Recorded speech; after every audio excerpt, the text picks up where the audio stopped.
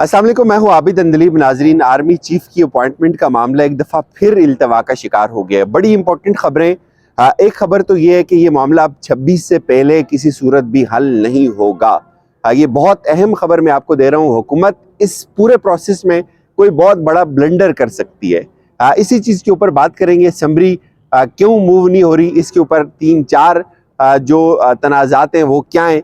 पहले बात करते हैं कि पहली दफ़ा ऐसा हुआ कि एक हुकूमत को, एक मुंतखब हुकूमत को ख़त लिखना पड़ा वजारत दिफा के ज़रिए। GHQ से ये रिक्वेस्ट करनी पड़ी कि आप मेहरबानी करके आपके इदारे में जो आर्मी चीफ अपॉइंट होना है उसके लिए 3-4 नामों की समरी भेज दें।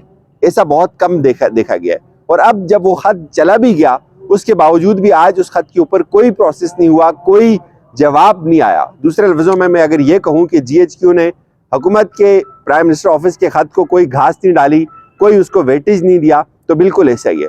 आज कोई ख़त नहीं आया GHQ की जानिब से, और इसकी वजह यह है कि एक तो जो बता रहे हैं वाकफान हाल दूसरी तरफ के, वो ये कहते हैं कि आज तक ऐसा नहीं हुआ कि ये मामला इस तरह से इतना जल्दी में किया हो।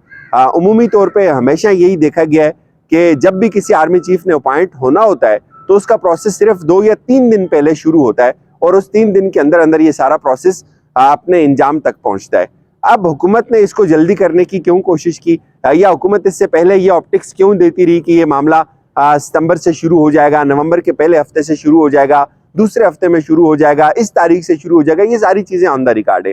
तो हुकूमत ये ऑप्टिक्स क्रिएट कर रही थी कि समरी प्रोसेस बहुत जल्दी हो जाए और इसका ऐलान जो है वो बहुत जल्दी हो जाए, ताकि इमरान खान को काउंटर किया जा सके, और सारे का सारा जो मैस होगा वो नए चीफ खुद देखेंगे इमरान खान के साथ। हुकूमत की एक तो ये शरारत थी। दूसरा, ज्यादा लोग ये बात कर रहे हैं कि हुकूमत इसलिए इसको डिले कर रही थी, हुकूमत ये चाहती थी कि उनकी मर्जी का आर्मी चीफ बने, यानी कि जनरल आसिम मुनीर साहब बने। जब इमरान खान साहब की हुकूमत में उनके कुछ चीज़ों के ऊपर इख्तलाफात रिपोर्ट हुए थे, और शायद हुकूमत ये समझती है कि चूंकि इमरान खान साहब के लिए ये ठीक साबित नहीं होंगे, तो चूंकि इमरान खान के बुग़्ज़ में आर्मी चीफ बनाना है, तो इसलिए आसिम मुनीर साहब को बनाया जाए। अब जो मेरी कुछ लोगों से बात हुई है वो ये बता रहे हैं कि जो समरी का मामला है ये कत्तन 26 से पहले शुरू नहीं होगा, यानी कि जिस दिन आसिम मुनीर साहब रिटायर होंगे या उनका कोई नोटिफिकेशन जारी होगा, उसके साथ ये प्रोसेस शुरू होगा। एक चीज़ को बहुत बावसूख ज़राए से मैं ये कंफर्म कर रहा हूँ कि बताया जा रहा था कि समरी के ऊपर प्रोसेस आज शुरू होगा, लेकिन आज वो प्रोसेस शुरू नहीं हुआ। उसकी वजह ये है कि ये प्रोसेस अब कल भी शुरू नहीं होगा। इस दौरान रात को कुछ मीटिंग्स हुई, उसका मैंने आपको बताया था। हुकूमत ये कहती थी कि अब हम एक प्रेस कॉन्फ्रेंस करेंगे और हम ये बताएंगे जी कि देखिए हम इनेबल हैं, जो इमरान खान कहता है वो ठीक कहता है, फौज कुछ सुनती नहीं है, किसी की बात नहीं सुनी जाती, अपनी मर्जी की जाती है, अपनी मर्जी का बंदा लगवाने के लिए फौज ब्लैकमेल करी। ये सारी बातें हुई उस मीटिंग के अंदर, लेकिन किसी ने उनको मशवरा दिया कि यार थोड़ा सा होश के नाखून लें, ये प्रेस कॉन्फ्रेंस हमारे खिलाफ जाएगी, अभी इसकी ज़रूरत नहीं है, मुमकिन है उससे पहले चीज़ें ठीक हो जाएं। लेकिन वो चीज़ें ठीक नहीं हुई।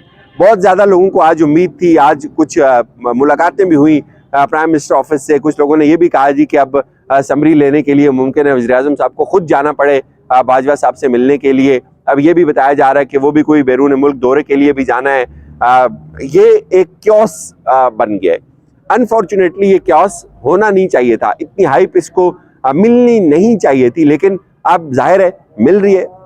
हर जगह आप जाएं यही सवाल होता है, हॉस्पिटल में जाएं, होटल में जाएं, लोग यही सवाल कर रहे होते हैं कि यार कौन आर्मी चीफ बन रहा है, क्या हो रहा है। हालांकि इसके अलावा भी बहुत सारे अहम ओहदे होते हैं, किसी के ऊपर इतनी ज़्यादा हाइप नहीं होती। अब हुकूमत ने इसको कैसे इसके अंदर कैसे ब्लंडर कर सकती है। समरी अगर 26 तक मूव नहीं होती, जो कि मेरे सोर्सेज ये कह रहे हैं कि समरी जो है वो 26 के बाद मूव होगी, अब समरी उससे पहले मूव नहीं होगी। तो अगर हुकूमत इससे पहले ब्लंडर कर सकती है, कोई प्रेस कॉन्फ्रेंस कर सकती है, कोई अहम कोई रुकन जो है वो कोई बयान दे सकता है, तो इसमें हुकूमत सियासी शहीद बनने की कोशिश करेगी। देखें जी हमें भी नहीं चलने दिया जा रहा। तो उस सूरत में मुझे ये लगता है कि अगर हुकूमत के अंदर इतना मसल है, इतना गुर्दा है, तो वो इल्ज़ाम एक दफ़ा इदारे के ऊपर डालने की कोशिश की जाएगी। और एक चीज़ याद रखें कि ये जो तीनों फरीक हैं, इमरान खान, हुकूमत और इस्टेब्लिशमेंट, ये तीनों इस चीज़ के ऊपर मुत्तफिक नहीं है। ये तीनों, इन तीनों के अपने अपने नाम है। इमरान खान साहब का अपना नाम है, इस्टेब्लिशमेंट का बताया जा रहा है कि अपना नाम है, और PDM का जो है वो अपना नाम है। अब एक चीज इसमें हो सकती है, जो मैंने कल आपको बताया था कि जनरल फैज साहब के जो लॉबिंग है या उनके जो ग्रुप के लोग हैं वो ये कहते हैं कि अगर फैज साहब नहीं तो फिर आसिम मुनीर साहब भी नहीं। तो अब क्या होगा, जाहिर है उसके बाद पीछे साहिर शमशाद मिर्जा साहब बच जाते हैं और उसके बाद जो है वो जनरल अजहर अब्बास बचते हैं। तो बताया ये जा रहा है कि अब इसमें ये लोग भी नहीं आएंगे। जनरल बाजवा साहब रिपोर्टली ये बताया जा रहा है कि साहिर शमशाद मिर्जा साहब को सपोर्ट कर रहे हैं। उन्होंने अभी जो एक टूर किया था चाइना का उसमें भी वो उनके साथ थे।